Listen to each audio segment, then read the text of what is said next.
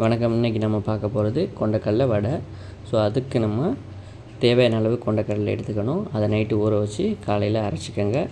இதில் வெங்காயம், சின்ன பச்சை மிளகா, காஞ்ச மிளகா எடுத்துக்கோங்க. எல்லாத்தையும் பொடி பொடியாக நறுக்கி மாவில் போட்டுக்கோங்க.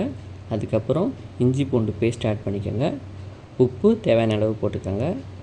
பிறகு கொத்தமல்லி தழை 2 எடுத்து கிள்ளி போட்டுக்கோங்க. அதோட கருவேப்பிலையும் தேவையான அளவு எடுத்து அதையும் கிள்ளி போட்டுக்கோங்க. ஸோ எல்லாத்தையும் கிள்ளி போட்டு மாவை நல்லா பிசைஞ்சிக்கோங்க.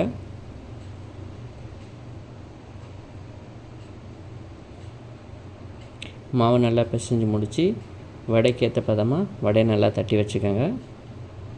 ஸோ தட்டினதை எண்ணெயில் போட்டு கொஞ்சம் வேக டைம் எடுக்கும். போட்டு எடுத்து முடித்த உடனே இப்போ நம்மளுக்கு கிறிஸ்பியான வடை ரெடி. ப்ரெக்னென்சி டைமில் இது லேடிஸ்க்கு ரொம்ப நல்லது. நன்றி.